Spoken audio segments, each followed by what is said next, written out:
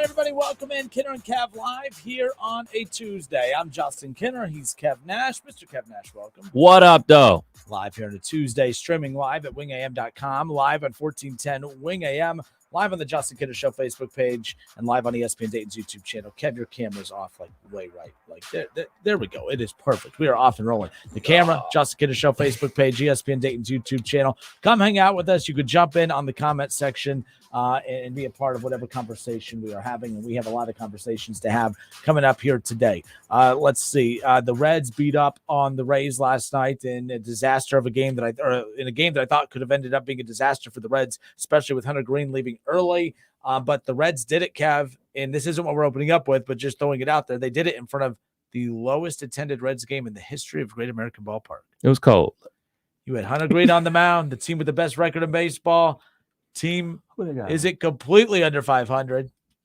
The Rays. It's going to be packed on Thursday. They got the Phillies on Thursday at 6:40. It's going to be 80 degrees. It's going to be packed. They got the Pirates. The Pirates. They're at the Pirates. Oh, snap. I'm looking at the wrong week. Yeah, no wonder I've been off all week. No wonder I've been confused. You confused me. But it's fine. They're 7-9.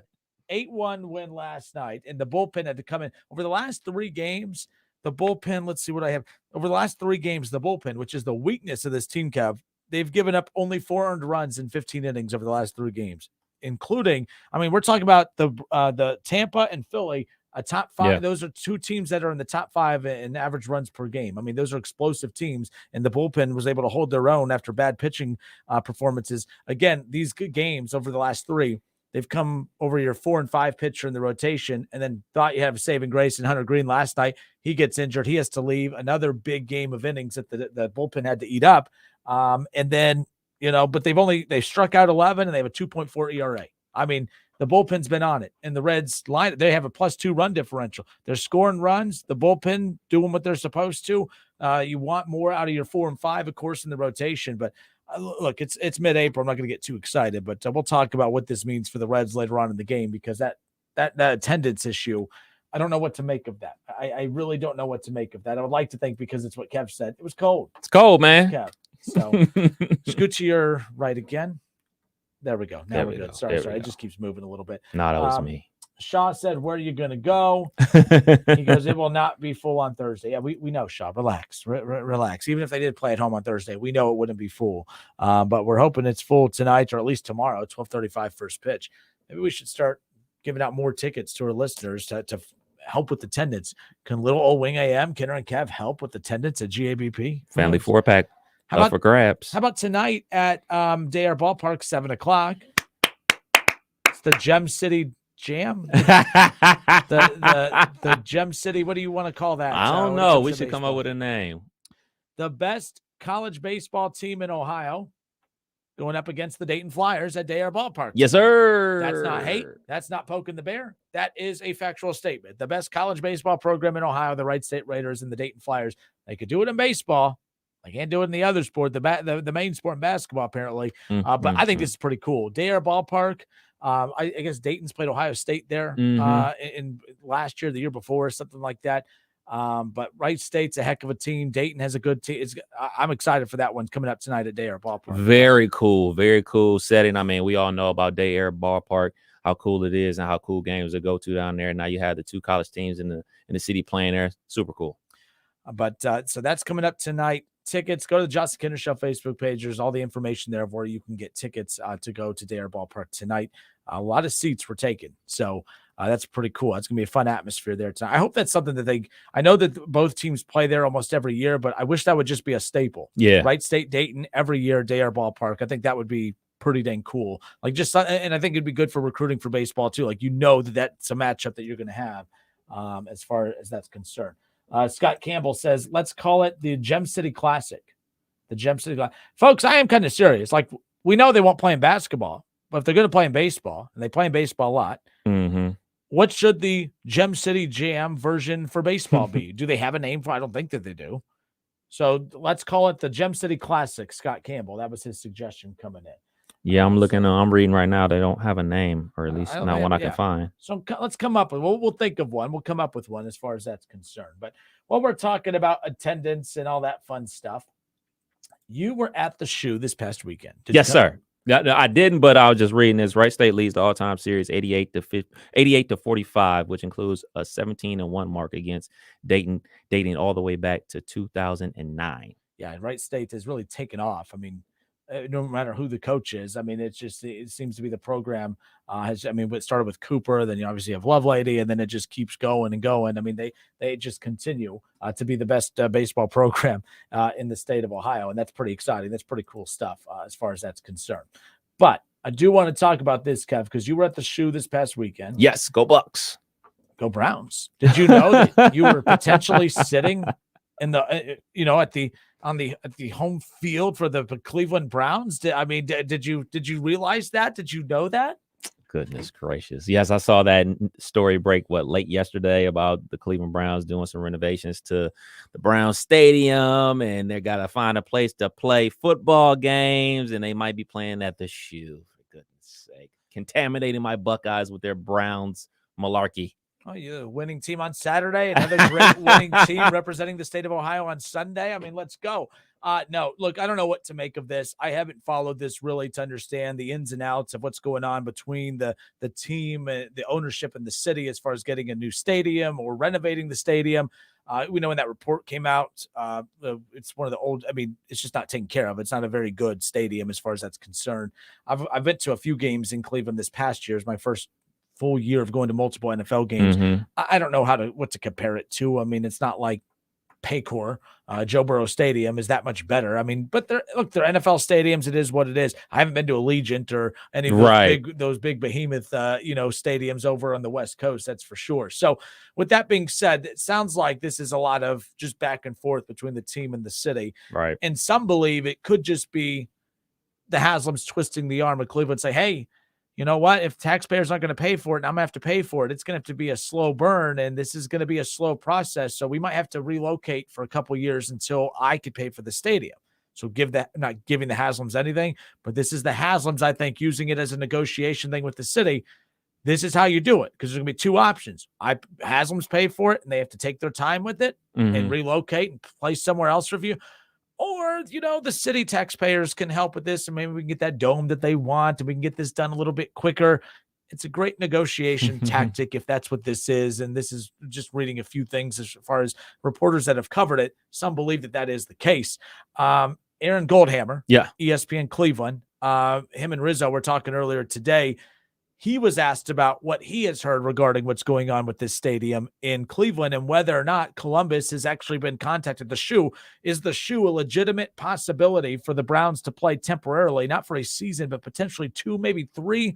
Here's Aaron Goldhammer. I talked to people with the Browns, and people with the Browns said that specifically the Columbus move to Columbus for a few years while the stadium gets renovated thing is absolute hogwash. Everybody's reactionary and jumping to conclusions, and they don't really know what's happening behind closed doors in the negotiation.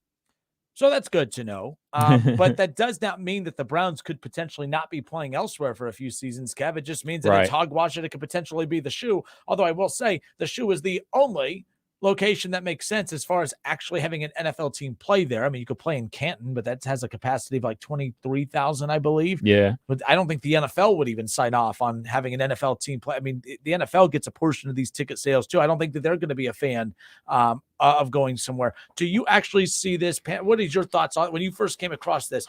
At first, I was like, okay, playing a season elsewhere is one thing. But 2 or 3, I know the Rams did this when was it Allegiant or what's over in LA, the college, they were playing in the Coliseum. Yeah. But whatever their NFL stadium is now, SoFi or whatever, they had to play at the Coliseum for 1 year. Okay, that's 1 year.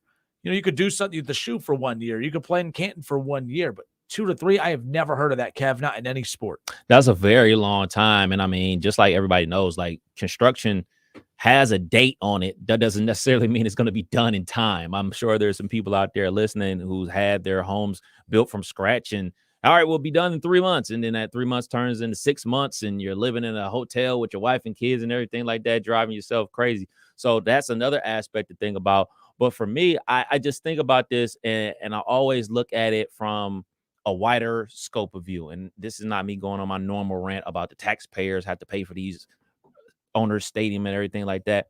My question is, how come these NFL teams have to get a new stadium seems like every 20, 25 years? You know how old Ohio Stadium is, aka the shoe? Do y'all know old Nippert Stadium where the Cincinnati Bearcats play? You know how old the Big House is? You know how old the stadium where Tennessee Volunteers play? Very old, like 1900s, like 1915 to 1930. How come these structures are still perfectly in place and running perfectly fine? We pack them out every single Saturday. And matter of fact, there's more people that go inside the shoe in the Big House than they go into any stadium in the NFL, and they work perfectly fine. But the NFL owners and teams desperately need it. This is an old stadium. It's antiquated.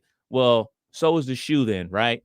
But we pack that thing out and we love it. We're up in there screaming OHIO every chance we get. So I just don't understand how this is always a thing with NFL owners. This is their go-to line. We need a new stadium or we're going to move. We need a new stadium or we're going to have to relocate for a couple months unless the taxpayers pay for it. Well, tell that to Ohio State because people love that place.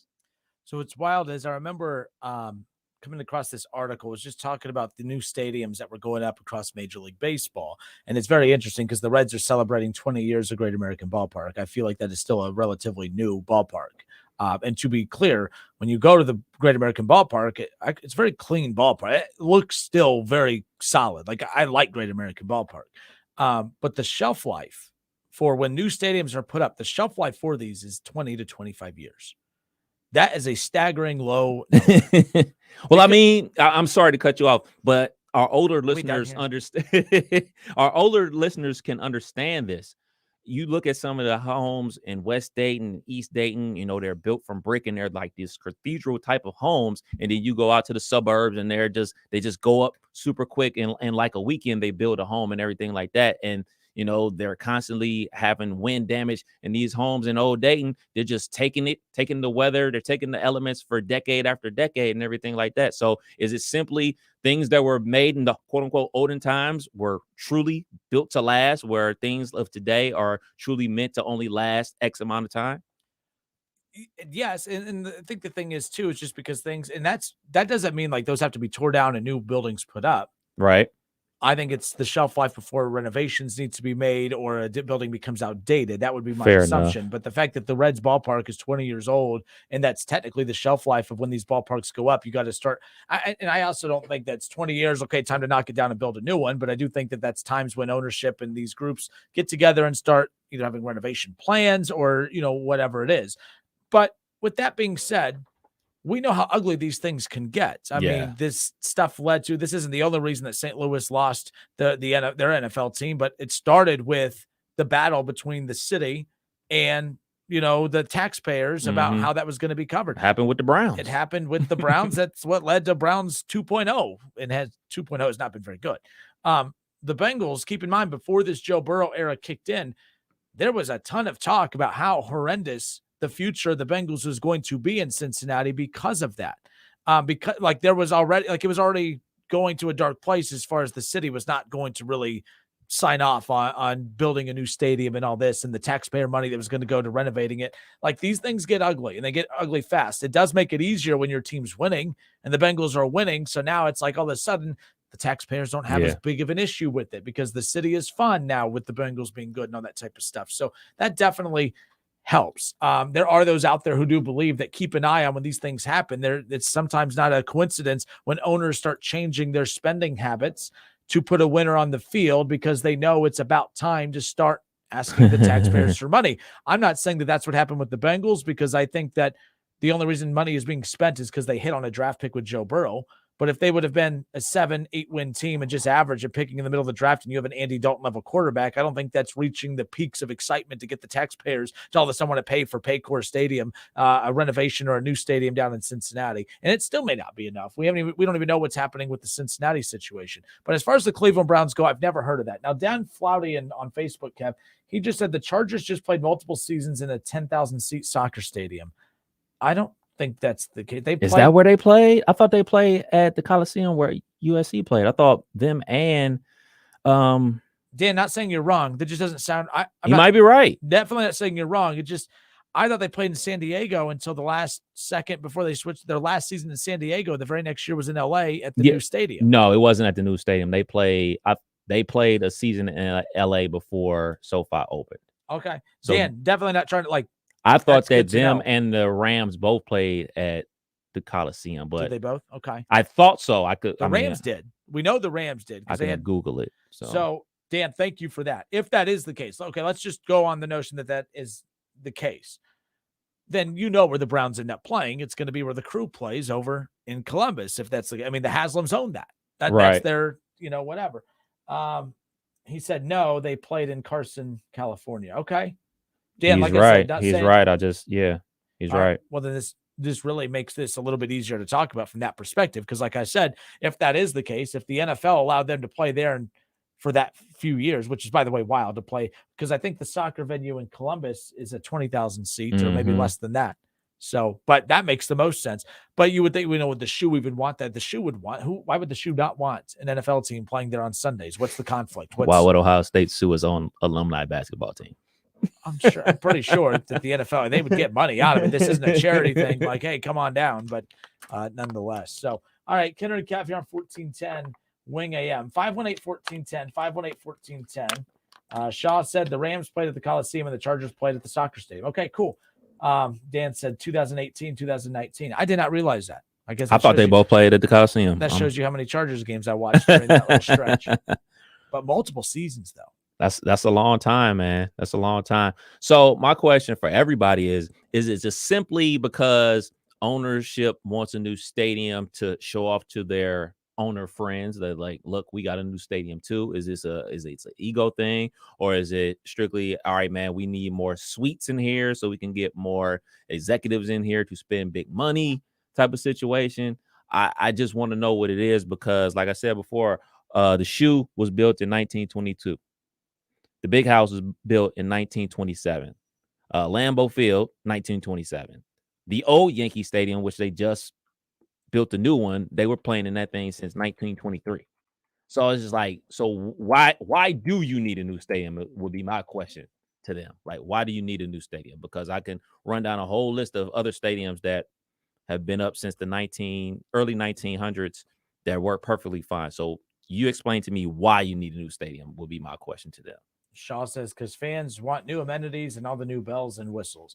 You're probably right. I think that plays a role in it, but I think fans want a winning team. Yeah. I'll go watch a winning team in the worst stadium in the NFL over watching a average to bad team in the most bells and whistled up stadium in football. Shaw, you're not wrong. I don't think that's the only reason, though. I think, with leases being up and other things too. I mean, there's so much, the politics around it too.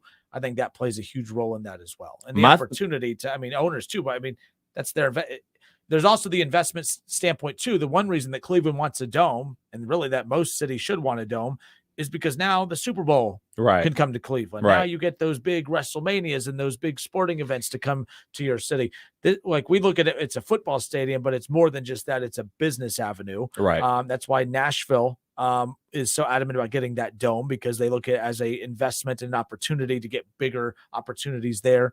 Like this with the dome over in Indianapolis. That's the same climate as we have here, but we say in Ohio, no, you got to play outside. It's not that much different than over in Indiana. That's for sure. So, right.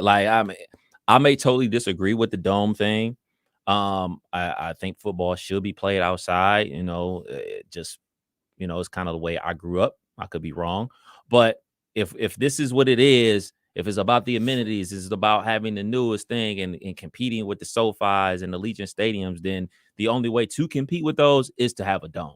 You can't have an open air stadium and compete with those stadiums in any capacity at all. for goodness sake, and it's no offense, it's my hometown of Cleveland, Ohio, but you got to do a whole lot to compete with Los Angeles and Las Vegas. A whole lot. So the only way to even remotely do that is to have a dome. And the dome gets you potential college football playoffs, national championships, Super Bowls. Mock it all you want, but WrestleManias, I mean, that's over in LA this past year for WrestleMania. They put 80,000 people in that stadium 2 nights in a row. Like they put 160,000+ people in that place 2 nights in a row. As far as that goes. So like that matters. Like these things matter. It's like, yes, for football, but it's not just for football. It's for business avenues as well. Retractable dome. That's fair too. I'm fine with that. I mean, that should always be the case, but I'm sure that's, more money. It's easy to spend people's money. If you spending it, you might as well do it now. 518-1410. Give us a call. Kenner and Cav live here on 1410 ESPN Radio. Don't go anywhere.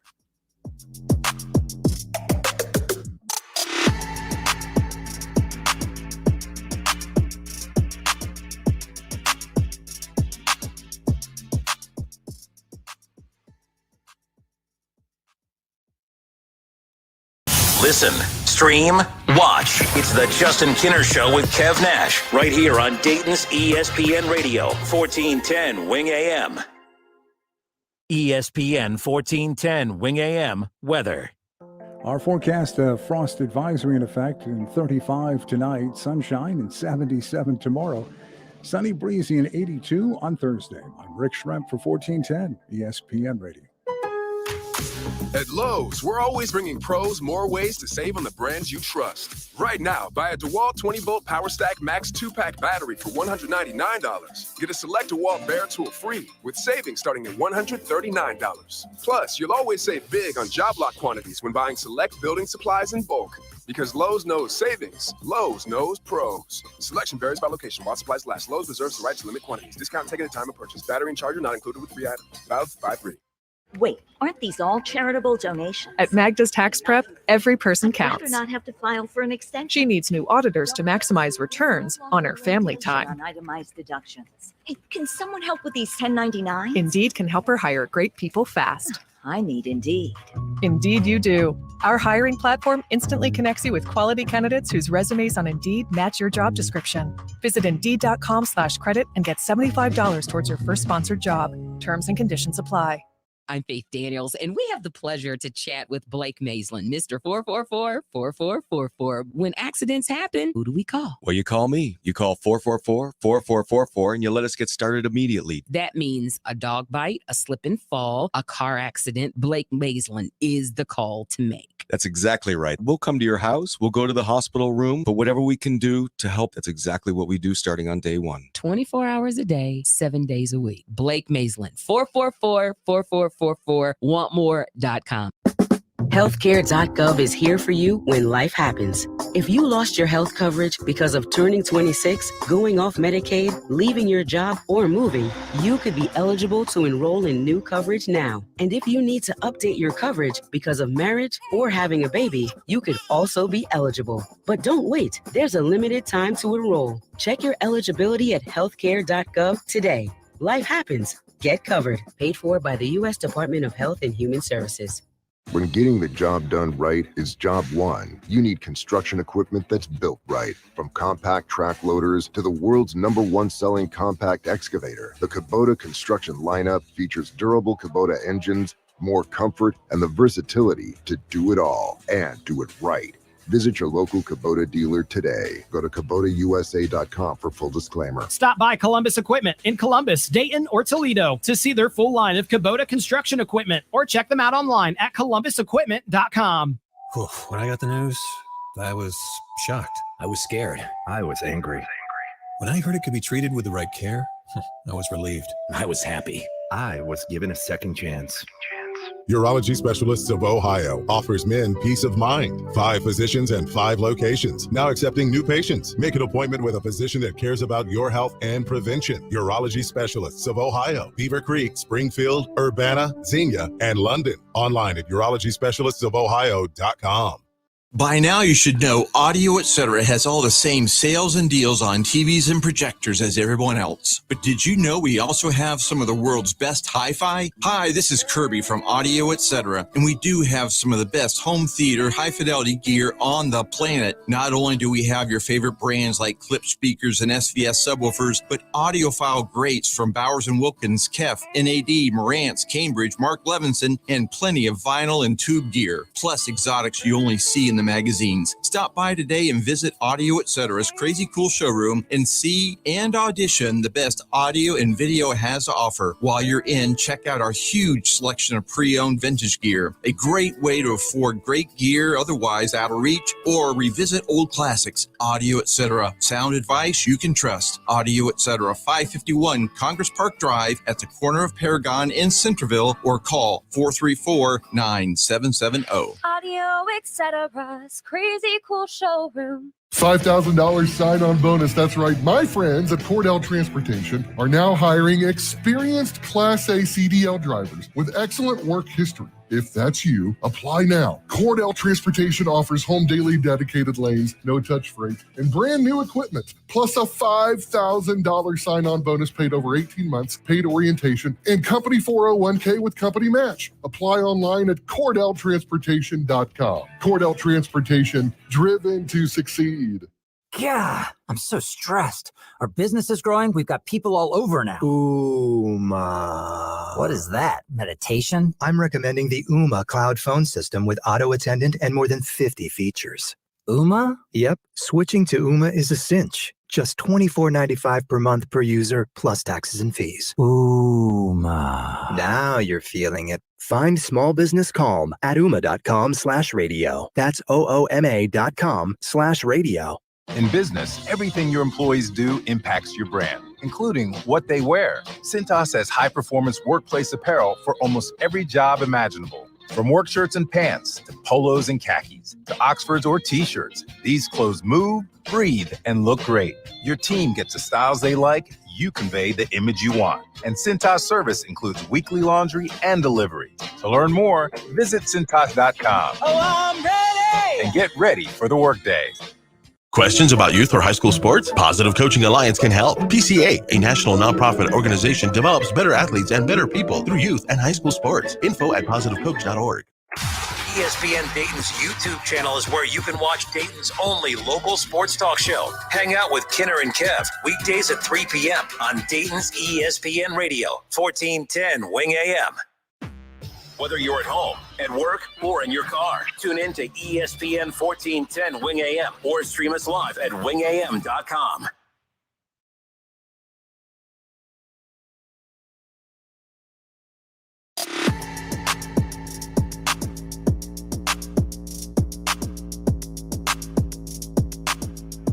All right, so all I had to do was do homework and realize that it's actually not that uncommon for teams to play in other stadiums, even low capacity venues, while their stadiums get built. And outside of it being the Browns, I don't know why on social media the Browns are being made fun of for this. I guess it's just that 2 to 3 year thing that's really caught my attention, Kev. It's not that you have to go play elsewhere for a season, but 2-3 years. I mean, my goodness. I get like when UD Arena did their renovations, they did it in 3 phases. Right. But they did it in a way that, okay, this phase, we're starting on this lower bowl or upper bowl or whatever. Like, you still were able to play through it. That's basketball, college basketball. There's the NFL. I get that. But 3 years, I mean, that just seems a little overkill. So, like, this is the Vikings and Chase Carter. What up, Chase? The Vikings went from playing in a dome to outdoors for 2 years while U.S. Bank was being built. So I guess 2 years is a common thing. Here's the deal, too. The Bengals, their stuff's coming up soon. Right. So if theirs is coming up and the Browns is coming up, and it's not that unheard of to take your team to play elsewhere for a little bit while whatever's happening, the renovations or a new stadium, there's not a lot of options in Ohio for big football fields. Like Ohio State, the shoe is it. If you want to be able to go play in an NFL-sized stadium, the shoe is it. So it's like Cleveland, bigger. Cleveland would be smart to jump on this soon and fast and reserve the shoe. Because, by the way, this wouldn't be this upcoming season. It'd still be a few years out. Like, I don't know what the plans for Cincinnati are, but if they're going to be they're in the similar boat, like their stuff's coming up soon too. And if they have to play, and now the Browns don't seem to be the type of family that are going to invest into a 2-year, 3-year project of a new stadium. So who knows what's going to happen in Cincinnati as far as that's concerned. But where do you even put a new stadium in Cincinnati is the question I have. Right. But if they're going to be looking for a place to play and the Browns are looking for a place to play, the Browns would be the winners in that if they're able to take over the shoe. Although if they're going to be in Columbus, it just makes too much sense to be where the Haslams already own that soccer stadium where the Crew plays. It's fascinating to me. I'm really curious what ends up happening with this, but it would be the most Browns thing ever to finally win a championship and do it in Columbus as the Columbus, right? Not like while you're in Cleveland, right? Like it would just be the most Browns thing ever as far as that's concerned. So Paycor Stadium sits $65K, Nipper Stadium sits $40K. I mean, I think it's as simple as that. Simple. You just go around the corner. And I was thinking that for the Cleveland Browns as well. Like, I know we have this allure. Obviously, it's the shoe. It's cool. It's where Ohio State plays. But, I mean, you can go to Akron. You can go to Kent. I mean, those are 45 minutes outside of Cleveland, outside of downtown Cleveland, and probably closer for the players to make it to Kent or Akron Stadium than it is even to get to downtown Cleveland based off of where they live. Like, you know, like LeBron, when he lived in Ohio, he lived in Bath Township, which is basically right outside of Akron. So he didn't live in Cleveland, so to speak. So just a kid from Akron. So for me, like those, before I would be saying like, oh yeah, let's spend a whole bunch of time on the highway every week and money and travel time to get down there. Let's just go to Akron or Kent and play ball. I think those are easier solutions than going all the way to Columbus, even if you own the team, the soccer team down there in Columbus, or even trying to play at the shoe. And that is what we call thinking smarter, not harder. You played in Canton. Yeah, you could play in Canton. I mean, those games are played there. I mean, that'd be very unique. Yeah. It'd be, you know, by the way, I mean, when the Rams played at the Coliseum, those games just looked different, Kev. Like they looked cool on TV. It looked badass on TV. Like that, it looked neat. Like I know it's not where you're going to play an NFL game forever, but like I just thought, I mean, if you're going to play somewhere, go play somewhere unique. It'd be unique to see NFL games at the shoe, but it would be just as unique to see it at Kent, like you talked about. There's Toledo, but I think Canton would make a lot of sense. You're still close to your roots. Like I don't know why you would venture out too far from that as far as that goes. Lamar Shelley says the Browns should tie in the Rock and Roll Hall of Fame or maybe Hard Rock. Matt on YouTube. What up, Matt? He goes, Rocket Mortgage just got an upgrade. Progressive Field is about to get a remodel. So in the pecking order of things, the Browns are next. Can't have it looking bad compared to those other stadiums. So I don't know. I don't know. When I went to the I don't go to many NFL games, so I don't really know what like a good venue is versus a bad. And they're all so different now. Right. But I've never once been at a Browns game and thought, man, this is a crappy. It's kind of like we talked about earlier. Like what's the purpose of doing it? If it's just about the appeal of downtown and all that type of stuff in the business, okay, then fine. Brian Fraley on Facebook. What up, Brian? He says a dome can host events year round, as we talked about. An open air stadium sits vacant with no one using it for months on end. Mark Smith says the Browns want to play where a winning team plays. IO. Come on, Mark. He's a Bengals fan. Scott Campbell. I don't understand why every stadium is not a dome or have a retractable roof. Having other events when the sports team isn't playing benefits everyone. And I think that's where long-term, where everything's heading. I think that if that's the case, then fine. I like I said before, I may not like it because I think football should be played at the elements and old school, yada, yada, yada. If that's the case, fine. But don't feed me this other stuff that, oh man, we need to make it better because of the suites and everything like that. Just say what it is. Like, this is going to be a avenue to bring in more money for the city. Just say it. Because if you say it like that, then maybe you can get the taxpayers on board as opposed to hemming and hawing and everything like that. My whole thing about, renovations and having to relocate for 2 years because of renovations, the shoe does renovations as the season's going on too. I remember going to a Ohio State Michigan game the year that they went to the national championship game and lost to LSU. Beanie Wells, I want to say junior year, I think that was junior or sophomore year. I was at the big house. They were doing renovations during the season as well. So I just don't understand. Like, it's always this pushback of like, well, we need it all or nothing type of vibe. Like, you can do renovations Monday through Friday. Like, I don't understand why you can't do renovations then. Only renovations can be done on Sundays or something. No, you can do renovations while you still are playing football games. Other stadiums do it all the time. Buildings in New York City do renovations on their buildings where there's people in the offices all the time. We got people running around here fixing stuff all the time at the building, and we're still on the air. So renovations can take place as you're playing a season as well.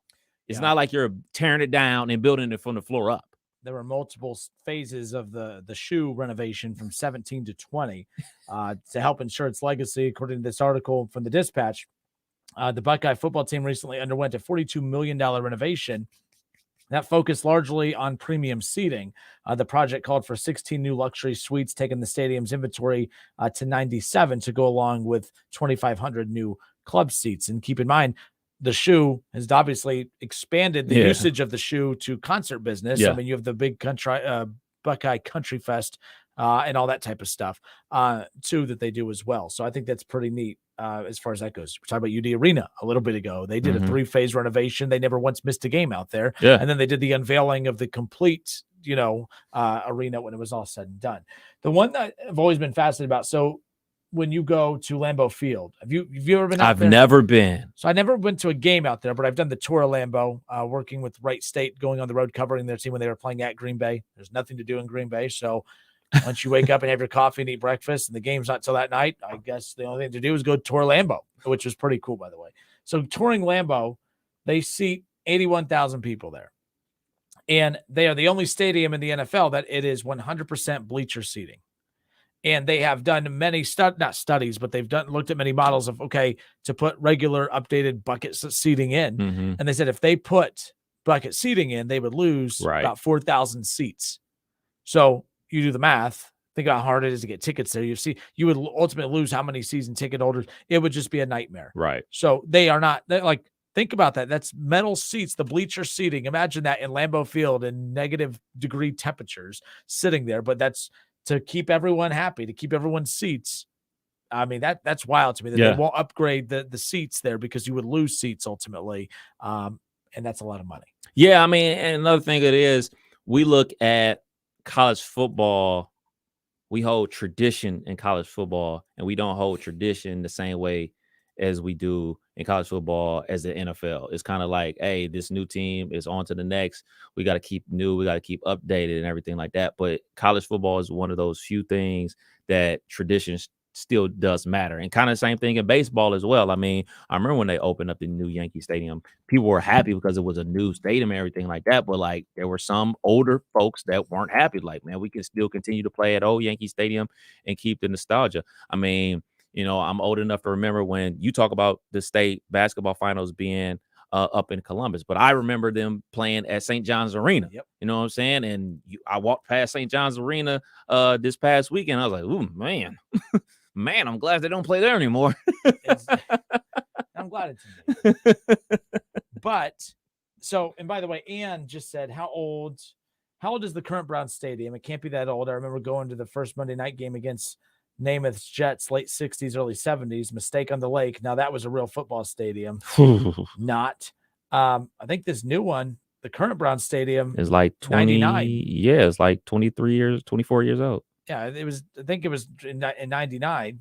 So yeah, it's about the same age as the Great American Ballpark, almost, like within a few years as far as that's concerned. And I hope you're well. I hope you're enjoying your Dragon season. I know the Dragons are on the road tonight, but Matt on YouTube, Kev, he brings up a good point. He goes, the biggest key word of these articles are rebuild.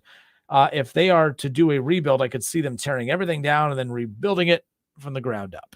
Yeah, if they do a total rebuild, then I would say do the dome. Like, there's no point of rebuilding and still having an open air stadium. Like, I'm against it, but there's no point of doing that because you're just going to find yourself in the same situation 20 to 25 years from now.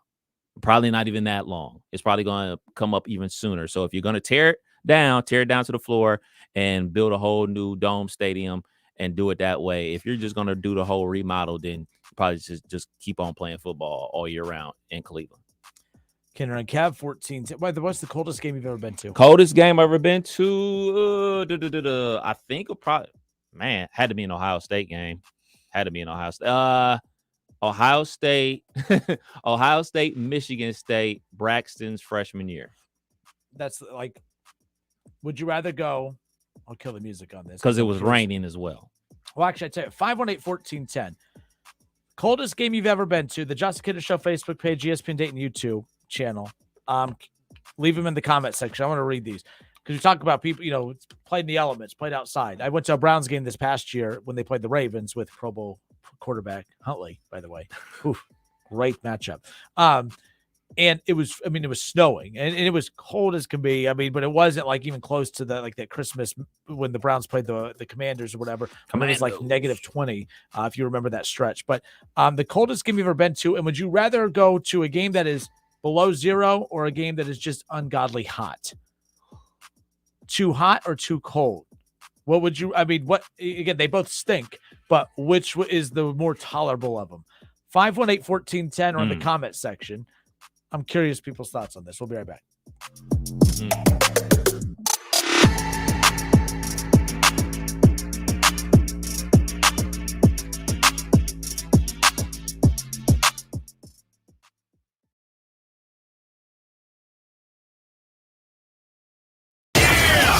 It's the Justin Kinner Show with Kev Nash on 1410 ESPN Radio.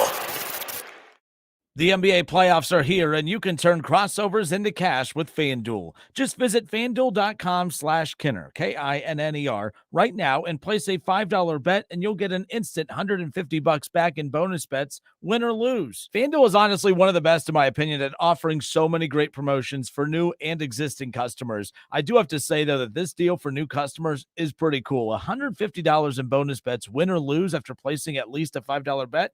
This is a great promotional deal for new customers. There is no better place to bet all of the playoff action than America's #1 sports book. Just go to FanDuel.com/Kinner and sign up to get $150 in bonus bets when you bet your first $5. FanDuel, official sports betting partner of the NBA.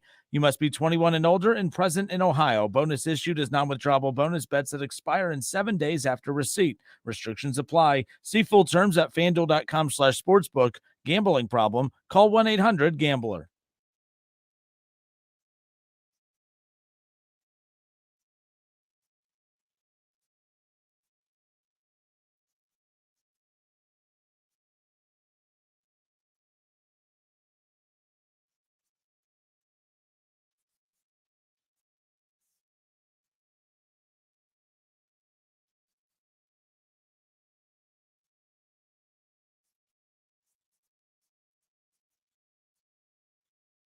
The following is a message from the future, sent by Jamie from Progressive.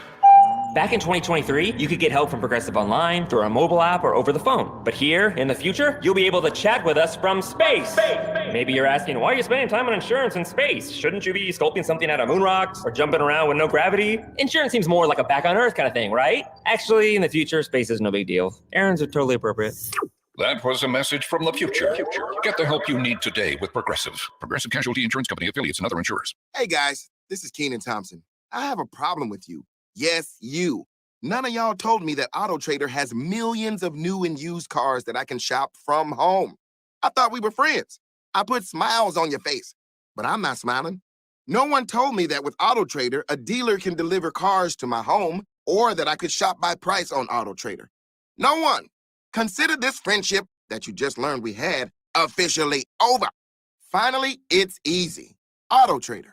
Sorry, but we actually have a wait list for our Monstera. Shaw's greenhouse is really bringing in the green. We can't keep snake plants in stock. She needs a construction manager to build on her roots and grow. We could add a whole section for ferns. Here we'd have dahlias, dahlias, and more dahlias. Indeed can help her hire great people fast. I need Indeed. Indeed you do. You can schedule and conduct virtual interviews all from your employer dashboard. Visit Indeed.com/credit and get $75 towards your first sponsored job. Terms and conditions apply.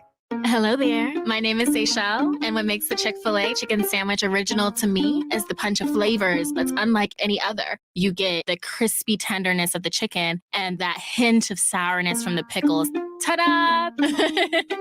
Hey, I'm Juan, and what makes the Chick-fil-A chicken sandwich original to me is you're going to get chicken that's crispy, golden, and juicy. This is the gold standard of chicken sandwiches. Order the original Chick-fil-A chicken sandwich on the Chick-fil-A app today. Real customers paid for their testimonials.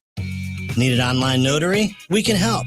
Hi, this is Mike Foley, your Montgomery County Clerk of Courts. We can notarize your documents remotely at no charge to you. All you need is a smartphone or laptop. Visit courthouse2u.com for more info. Menards carries a great selection of pet food and other wildlife supplies. Attract a wide variety of your favorite birds to your feeder with quality KT bird food blends. KT Premium Blends offer superior nutrition that will keep them coming back. Right now, pick up a 10-pound bag of KT Wild Bird Food for only $13.99 after 11% off at Menards. Good through April 23rd. Savings or mail-in rebate. Some exclusions apply. See store for details. Save big money at Menards. The days of the week mean value at the home for fun food, sports, and spirits, Frickers. Monday, boneless freaking chicken wings. Tuesday, traditional freaking chicken wings. Wednesday, sirloin steak special. Thursday, frickin' chicken chunks. Frickers offers even more savings by offering double points on everyday values when you download and use the Frickers app. Double points on everyday value purchases. The place that saves you more money every day is the home for fun food, sports, and spirits, Frickers. There's never any FOMO with the iHeartRadio app. You won't ever have to miss out on your favorite shows and contests with this radio station again. Radio 24/7, 365. We're here when you want us. Stay connected and listen anywhere when you download the free iHeartRadio app. Finding great people to hire is like trying to find a needle in a haystack. It's pretty difficult, right? Well, ZipRecruiter has mastered finding a needle in a haystack, so they take it to the next level. They make hiring so simple that it's like finding a needle in a needle stack. And that's why you should try ZipRecruiter for free at ZipRecruiter.com/free. Here's what it's like to use ZipRecruiter. They have so many qualified candidates that it's easier to find the right ones for your roles. In fact, 4 out of 5 employers who post on ZipRecruiter get a quality candidate within the first day. That's a lot of needles. So how do they do it? ZipRecruiter's powerful technology sends you candidates who are a great match for your job, and you can even invite your top choices to apply. So if you want less hay and more needles, head to ZipRecruiter. And right now, you can try ZipRecruiter for free. That's right, free. At ZipRecruiter.com/free. That's ZipRecruiter.com/FREE. ZipRecruiter.com/free. ZipRecruiter, the smartest way to hire. Questions about youth or high school sports? Positive Coaching Alliance can help. PCA, a national nonprofit organization, develops better athletes and better people through youth and high school sports. Info at positivecoach.org. All sports, all the time. This is 1410 ESPN Radio.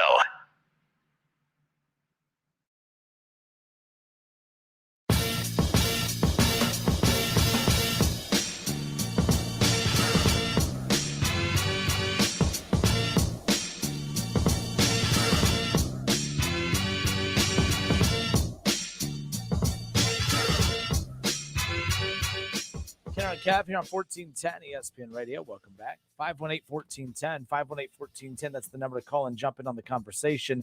The coldest game you've ever been to or the hottest game you've ever been to. Talking about all these new stadium renovations and you know, whether a covered dome type stadium is what's needed. I'm one of those that I actually kind of want a dome. It's one of those things where you play hard all season, you have a great season, and then you lose because you get to a game where there's a couple inches of snow and you don't play like you've played all year because you have to play against the elements. So that's part of the nature of playing outside.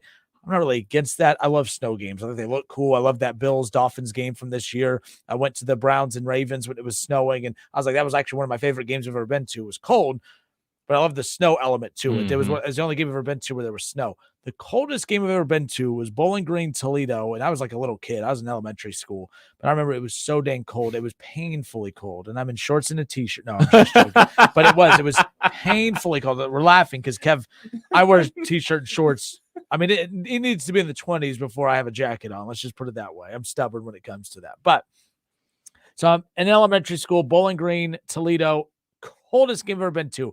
Kev, I'm not joking because I'm still short, but it was even shorter, believe it or not. And I would go into the bathroom and just, the hand dryer. Yeah. I would just so cold with my hot chocolate. I just would stand under the hand dryer because I didn't have to duck. I just literally walked around, just kept hitting the hand dryer and the hot air just coming down. I would stand underneath it. I didn't even watch a second of the game. I mean, I don't even know what the score was, who won, nothing. It was at Bowling Green. That's all I know. But that was the coldest game I've ever been to. The hottest game I've ever been to, it was before I just started working at the radio station, so I didn't really know enough people here yet. So Nora and I wanted to go to a Reds game, so we bought tickets to a Reds game. I think I've shared this story before. But we bought tickets in the outfield, front row. Wanted, I've never sat front row before at a game, but want to be in the outfield, have a chance to maybe get a ball or just see the players up close, all that type of stuff.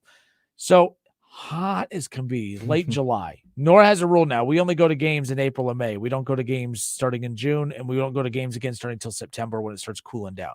That's just, we will not go to a hot game again. So we get there, we sit there, and this bigger woman comes down, and she has her sleeves. I think I've told you this. Yes. She had her sleeves rolled up. Okay. And then she kept putting sunscreen on her arms, but she also had these disgusting sores on her arms, Kev. Gross. I mean, bleh. And she sat right next to me, and she had kids, and the kids are running in front of us. They have snow cones, and their hands are sticky, and they keep touching her legs as they walk by, and I'm ready to trip these annoying ass little kids. I can't stand kids. And all this, but the woman, Kev, with her sleeves rolled up, with the sunscreen on her big arms with sores, and she kept, as the kids come by, she's trying to grab the kids, and her arm kept rubbing against me and touching me, and I had finally had enough. I was like, Nora, I'm out. This is a long time ago. The Toby Keith Bar and Grill was still there, so we left. It was so stinking hot. The kids were horrible. The woman next to me just bleh, and I'm sure I'm bled to people. That's fine. I'm not being totally mean here, but I mean, it was a bigger woman with sores on her arms. She kept touching me with sunscreen, sweaty arms. Ugh, horrible. So we went to the Toby Keith Bar and Grill and watched the rest of the game, Kev. Like, it was just that bad. I don't blame you. I'd rather be cold, to be honest.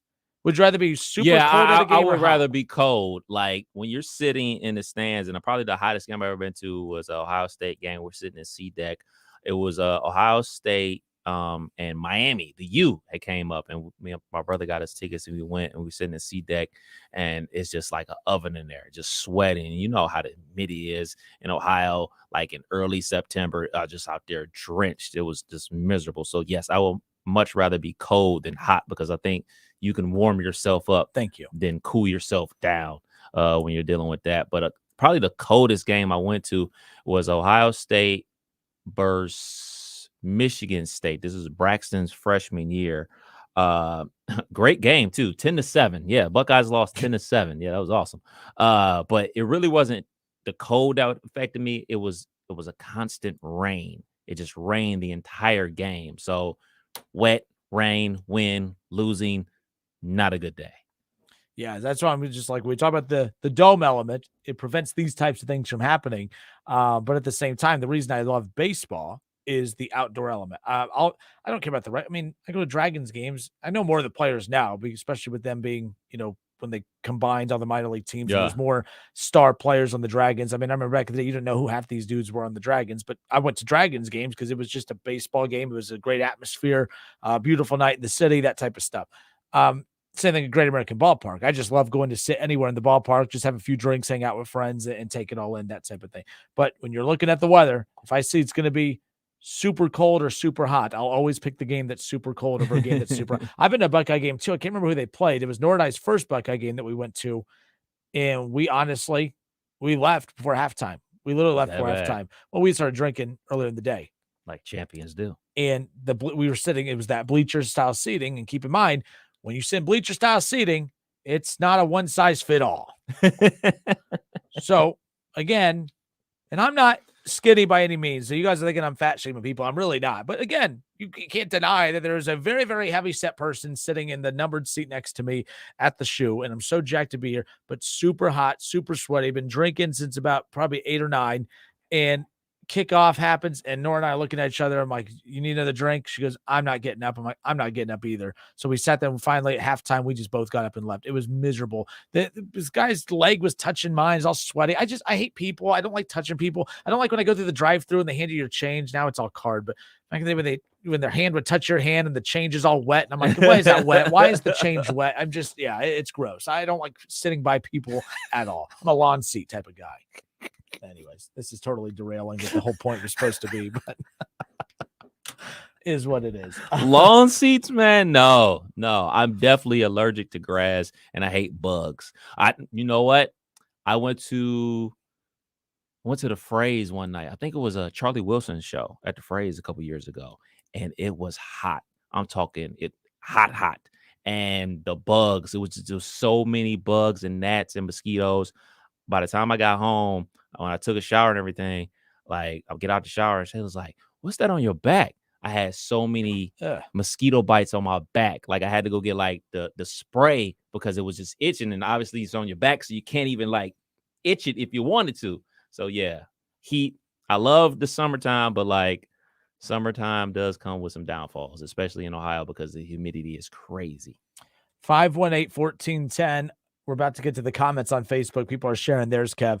But that opening day game, that wasn't the coldest game I've ever been to, by the way. But it was the game was cold because we sat on the first base side, and that was shaded. Yeah. So in the morning, we're there. You're making fun. I mean, it was in the 20s and 30s. And Yes. that morning of opening day, Kevin and I did the show from opening day at Great American Ballpark. And I was like, I'm wearing shorts and just a quarter zip pull up. I'm like, I'm not carrying a jacket around because as soon as the show was over, I'm staying downtown, Holy Grail, that fun stuff. I don't want to carry a jacket around. So I'm shivering. Kev's laughing at me because we're doing the show. My hand is shaking. I'm literally shivering my ass off during this whole morning, but I didn't care. So then it warms up. Holy Grail, been drinking all day. Then we go into the ballpark. And see, Kev, I didn't need a coat. Yeah. It's a shaded side on the first base side. There's no sun. I was like, I'm just looking at when the sold out. Great American Ballpark that day. There wasn't a seat available. I was about to bolt towards the other side to sit in the sun. But that was pretty dang bad, too. It was crazy when you go from cold to hot to cold all in one day. It's called Ohio. True that. All right. Hottest, coldest game you've ever been to. Some of these coming in now. Let's see. Ann Anderson. She says the first Monday NFL game, usually colder than hell. Crowd was, or her first NFL. The crowd was 12 inches higher, sitting on coats, sweaters, blankets, boots, gloves. It was hot, and yes, I am enjoying the Dragons. Go Dragons. Scott Campbell says the coldest game that he has been to was a Dragons game in early mid-April where he had to dress like it was midwinter, and it snowed throughout the game. It snowed yesterday. It did a little bit. I went home on my lunch break. I was trying to figure out where there was snow along the side of the house. I'm like, what did I miss? Alex Early. What up, Alex? Alex says, not me, but my dad went to the Freezer Bowl in Cincinnati when they played the Chargers. In the 80s. He said his beer frosted over before he made it back to his seat. Drink faster, dudes. But that's wild. I've heard about that, but we've talked to, Ken Anderson about that too. Imagine playing in that. No way. Sean Matthew, he goes, I would rather go to a cold game. I remember a Reds game in August of 21. I left in the 7th because of the heat. We were on the third base side and the sun was just beating down on us. I spent 3 innings in front of those big fans. Those like industrial fans. Yeah. Yes. Yep. I tell you, that Bowling Green Toledo game, I just stood in the bathroom the whole time. I just kept hitting the hand dryer. That was Steve Stetler. He goes, Bengals Falcons at Riverfront in the early 90s. It was like 15 degrees. It was super hot. He goes, super hot is much easier to deal with. One, you get bone chilling cold, no coming back from it. That's like at night. I don't know about you. I have to sleep with the fan on. I don't care. Remember that stretch in December when it was like negative 20 out? Mm-hmm. We're worried about all the power going out and stuff. Yeah. I don't care. I still had the fan on that night. The fan was still on that night. Have to have the fan on. And my wife's always like, she gets super cold real easily. I'm like, but you can warm up. I go, when I'm hot, I can't cool down. Actually, the way I cool down is that damn fan. So I go, the fan is staying on. I get her an extra blanket. Sometimes I don't sleep with a blanket just to make a point. But yes, you can cool off if you're hot.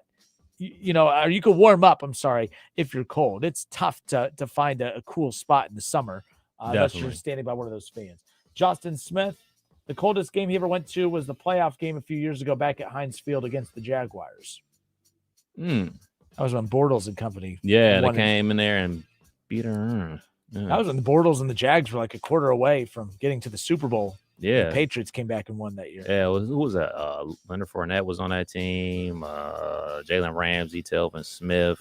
Ngakoue, and they had all those guys. The linebacker from Penn State, too. Either way, that was that team that, they blew it up and sent off all those pieces. That's how they got where they're at now with Trevor Lawrence and company. But that was when the Patriots trailed 28-3 and came back and won against the Falcons. Let's see.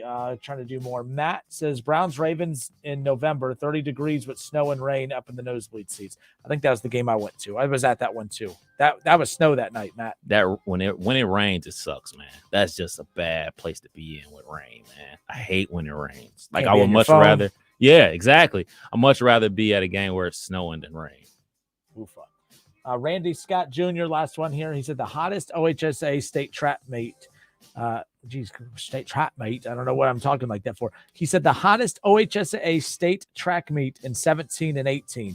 High 80s and humid. Alabama track meet last year in April, almost 90 and humid. Coldest, I don't do cold. He says he doesn't do that. All right, folks, I don't blame you. Appreciate the feedback on that, but all of this stemming from the conversation of the Columbus Browns. I didn't think it was. I thought it sounded silly. The Browns having to play elsewhere for 2 or 3 years, but I guess it's more common. I guess Minnesota did it. I didn't realize the Chargers did it. I don't know what. The Chargers did it recently, of course. We know the Rams did it before they got SoFi and all that stuff over there on the West Coast, but I guess it's common. It's not that uncommon. And the Chargers did it at a soccer venue with about 12,000 seat capacity, or whatever you want to call that. The Haslams own the Crew Stadium, or at least are partial owners, and I don't know if they don't own all of it. That makes sense, but you're right, Kev. If you're going to play in a smaller venue in Columbus, you might as well play in Canton, the Hall of Fame. Yeah. So we'll see what ends up happening when all that is said and done. Kenner and Kev, 1410 ESPN Radio.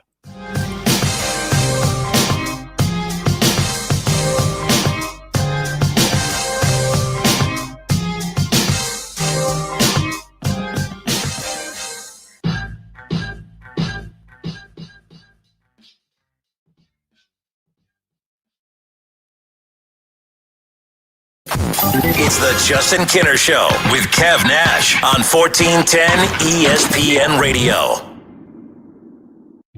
This is an important notice to consumers facing $10,000 or more in credit card debt, medical bills, or other unsecured debt. You may not be required to pay it all back because there are special programs now in effect that will significantly reduce the amount you will owe if you qualify. This is not bankruptcy or a debt consolidation loan. These programs, which the credit card companies like to keep secret, exist to aid American consumers struggling with overwhelming credit card debt by offering tremendous savings and real debt relief. Accredited Debt Relief has established a special hotline for you to call and learn what savings you qualify for. They've helped qualify consumers with over $1 billion in debt and are A+ rated with the Better Business Bureau. So don't wait. Get the relief you need during these hard economic times. For this free information, call the Accredited Debt Relief Hotline now. Call 800-658-4848. 800-658-4848. That's 800-658-4848. This is Keith Byers for Superbook Sports. You spend valuable time thinking about which bets to place each week. So why wouldn't you want the best company in the business to be the one who handles those bets? Superbook Sports is the most trusted name in Las Vegas, and it's now live right here in Ohio for all your sports wagering needs. Superbook has a team of dedicated odds makers behind the counter in Las Vegas setting all the prices. We're talking about guys with decades of experience showing you why Superbook has the best odds around. And right now, you can look ahead to Hockey and Hoops postseason and place a bet on who you think will take home the title. So download the Superbook Sports app or visit superbook.com to wager and win today. Visit superbook.com for terms and conditions. Gambling problems? Call 1-800-589-9966. Call 1-800-589-9966. Gambling problems? Call 1-800-589-9966. Call 1-800-589-9966. $5,000 sign-on bonus. That's right. My friends at Cordell Transportation are now hiring experienced Class A CDL drivers with excellent work history. If that's you, apply now. Cordell Transportation offers home daily dedicated lanes, no-touch freight, and brand new equipment, plus a $5,000 sign-on bonus paid over 18 months, paid orientation, and company 401k with company match. Apply online at CordellTransportation.com. Cordell Transportation, driven to succeed. With over 15 years of experience as your local lawn health provider, Lawn Plus knows what it takes to provide a thick, healthy lawn. We offer fertilization and weed control programs, aeration and seeding, as the best defense against weeds is a thick turf. If your current lawn care company is providing 6 to 8 applications, that is far too many. We offer the highest quality products and service to get the best results in just 4 applications a year. Call us today at 937-839-LAWN, and remember, if you give a weed an inch, it'll take a yard. It's National Donate Life Month. Join the 170 million people who have signed up as organ, eye, and tissue donors. Go to organdonor.gov today. A message from the U.S. Department of Health and Human Services.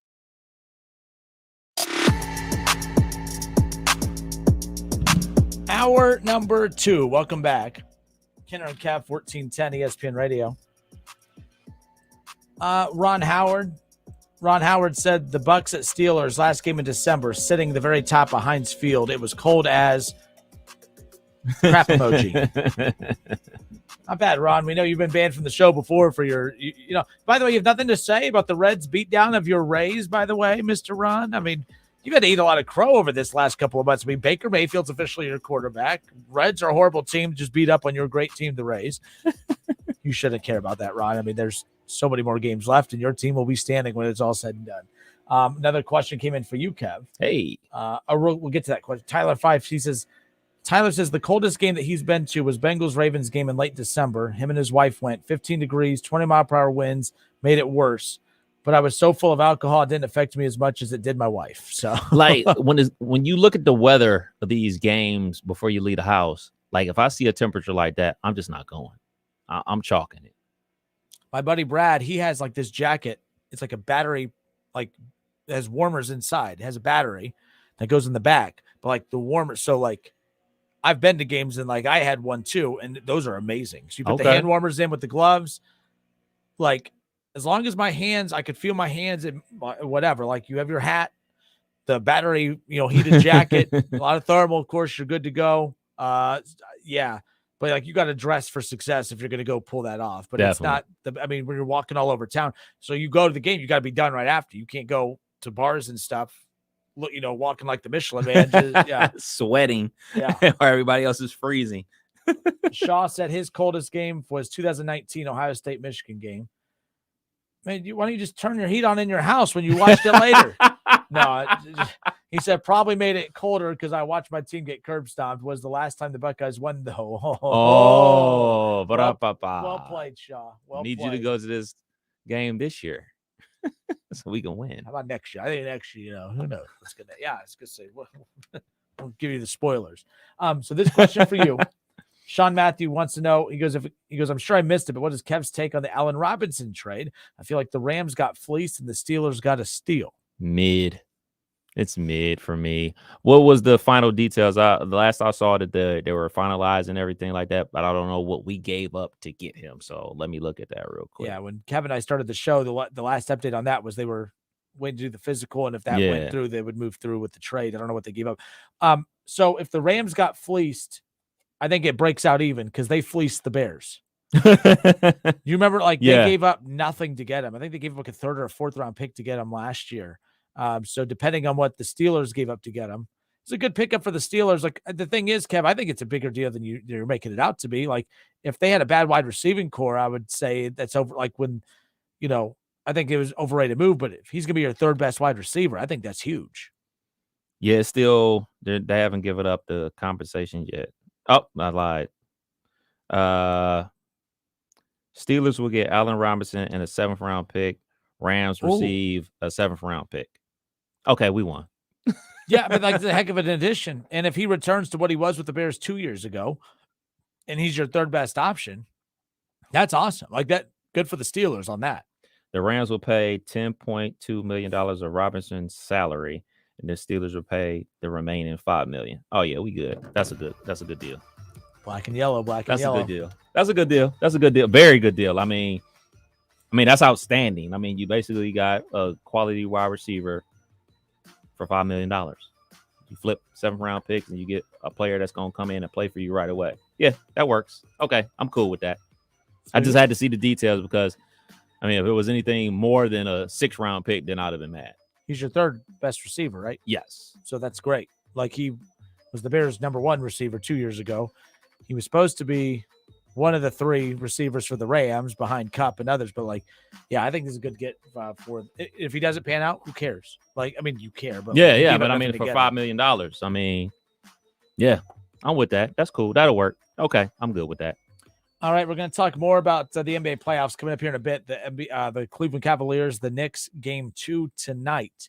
But what I want to talk about is my guy Draymond Green. So, not directed at you, but like on social media, and when people say on social media, we all live in a prism of what social media is to us, the people that we deal with or what we see on our feed. Right. So what I get tired of is today's NBA gets bashed for being so soft. I bash it at times too. When I say soft, I think it's soft that, we can't play back to backs. Well, I think that's soft.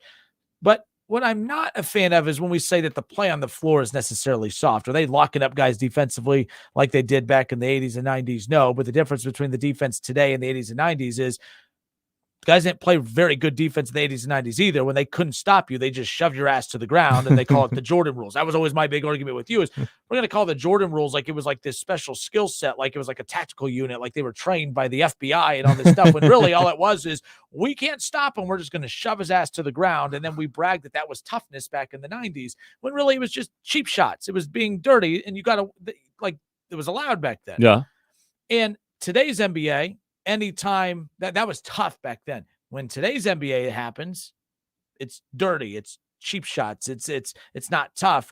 Draymond Green last night, his foot was held on to. By the way, I do think it was a little bit of an overreaction on Draymond's part, but at the same time, he instigates a lot.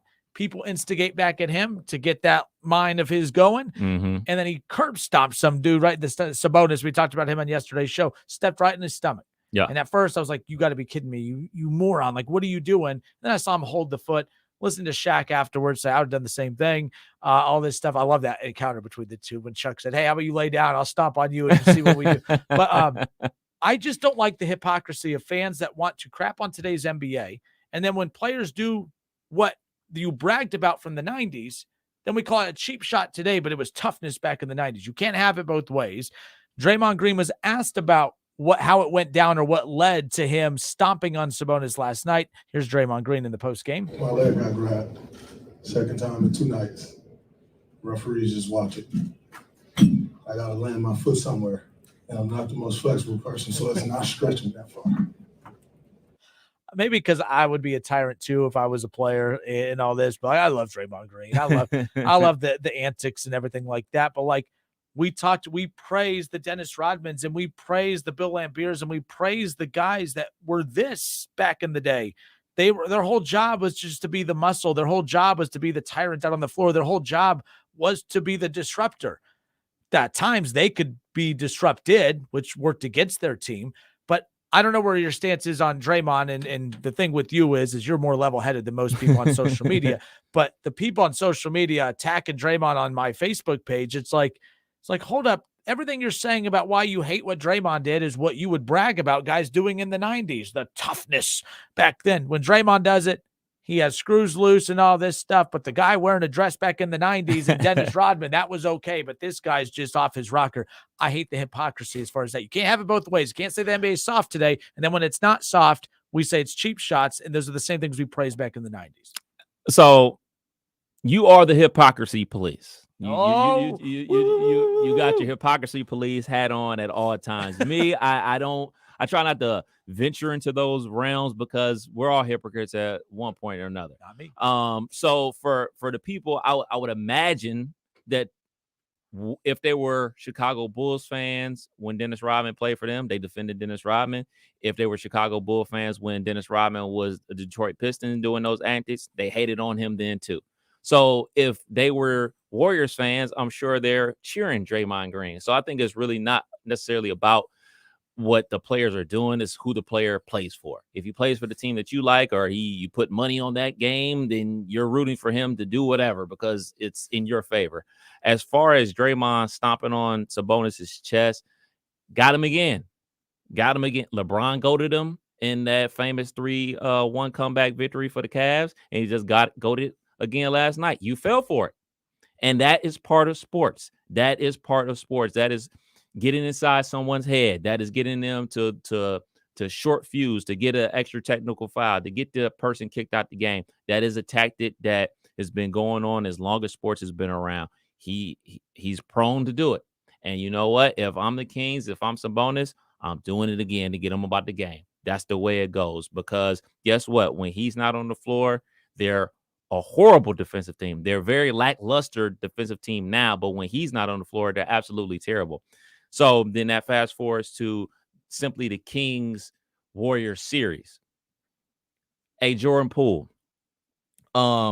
nobody's asking you to, be a playmaker for others because you can't do that. You didn't do that at Michigan. You weren't a playmaker for others.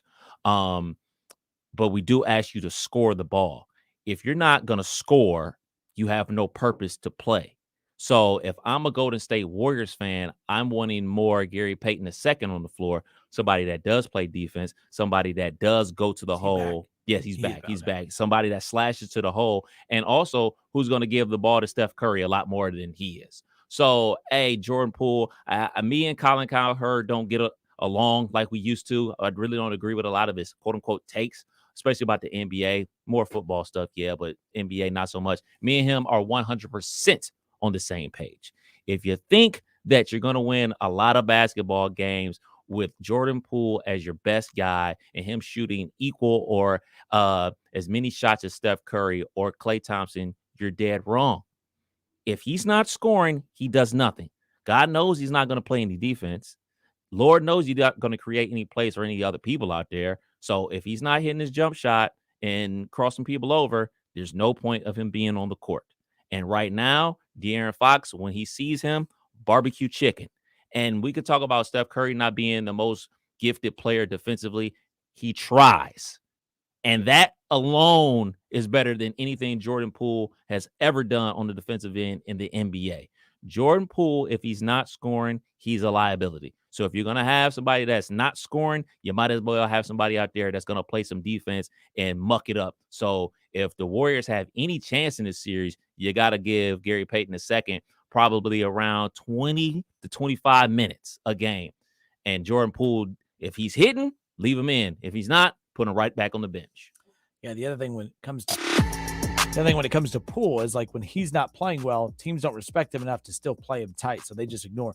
Like even on bad nights for Klay and bad nights for Steph, I don't care if they're 0 for 20. Right, you better get out there. You're still closing out on him on that 21st, 22nd, 23rd shot. So that's the other thing too is Steph Curry and Klay on bad nights, they still wear out defenses because their presence alone scares the living hell out of everybody as far as that goes. But I love the playoff basketball. I crapped on the regular season, but I love playoff basketball because the physicality is there. People complain that the physicality is not there. It's there in the playoffs. You'll watch it tonight. Watch the games tonight. For the old heads that like to bash today's NBA, watch the games tonight before you start putting your opinions all over the place. Watch the games before you.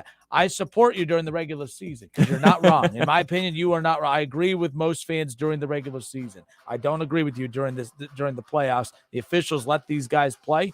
They do let the holding on to the foot of Draymond. Draymond decided to police it himself. And you know what? Does he get suspended, do you think? No. I don't even think he should have got kicked out. I think it should have been a double technical and play ball. I love the scene of him going at it with the fans. Now, I know that the NBA is not supporting that, but deep down, the NBA has an image problem as far as how the game is perceived. I don't think he should get suspended either, and I'll be surprised if he does. I think unless it's the reputation of him that precedes him in this, but I will say that the NBA shouldn't encourage this stuff, but I don't think that they should slap the wrists of these guys either, Kev. Like, I think that this is how you fix some of the perception of your sport. You want to keep control of it during the regular season, fine. But in the playoffs, when you have more eyes on your product than any other time during the year, let the physicality go. You let it go. I think it's good for the sport. It's good for the intensity of the sport, and it keeps eyes locked in, and we're talking about it. And that's what really matters at the end of the day. Kenner Kev, 1410 ESPN Radio. Cavs, Knicks. We're going to talk about that on the other side. We'll get into what happened last night at Great American Ballpark when the Reds beat all up on the Rays. We have all that coming up. Kenner and Kev, 1410 Wing AM.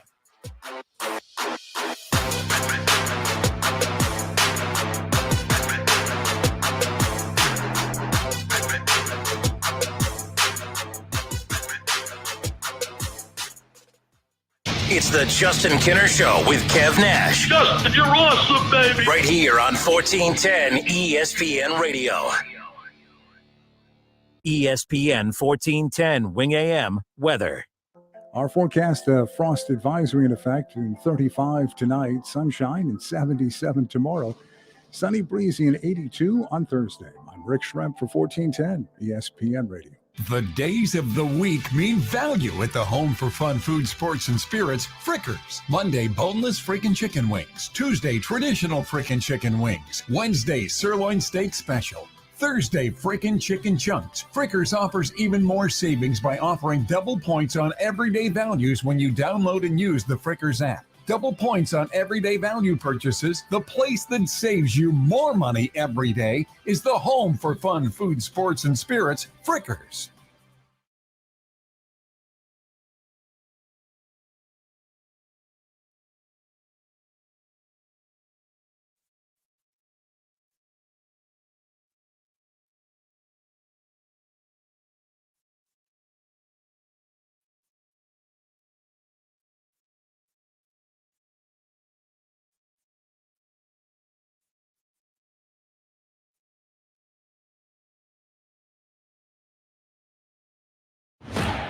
When you're behind the wheel, it's okay to rock out to your music, but it's not okay to interact with your phone screen and electronic devices while driving. In most cases, anything more than a single touch or swipe is against the law. That means no texting, no typing, no scrolling, no shopping, no browsing. If an officer sees a violation, they can pull you over. So remember, Ohio, phones down. It's the law. Add style and security with Schlag lock sets from Menards and get 11% off everything. Menards carries a great selection of smart locks and keyless entry locks, so no more having to hide your keys under a doormat. Right now, pick up a Schlag electronic keypad deadbolt for just $99.99 after 11% off. Good through April 23rd. Savings are a mail-in rebate. Some exclusions apply. See store for details. Save big money at Menards. Hey, I'm Andy. If you don't know me, it's probably because I'm not famous. But I did start a men's grooming company called Harry's. The idea for Harry's came out of a frustrating experience I had buying razor blades. Most brands were overpriced, overdesigned, and out of touch. At Harry's, our approach is simple. Here's our secret. We make sharp, durable blades and sell them at honest prices for as low as $2 each. We care about quality so much that we do some crazy things, like buy a world-class German blade factory. Obsessing over every detail means we're confident in offering a 100% quality guarantee. Millions of guys have already made the switch to Harry's, so thank you if you're one of them. And if you're not, we hope you give us a try with this special offer. Get a Harry's starter set with a 5-blade razor, weighted handle, shave gel, and a travel cover, all for just $3 plus free shipping. Just go to harrys.com and enter code JOY at checkout. That's harrys.com, code JOY. Enjoy. With more ways than ever to connect to news and entertainment, did you know that 90% of new car buyers want the tried and true AM/FM radio option? That's because your local radio stations are reliable, trustworthy, and bring you a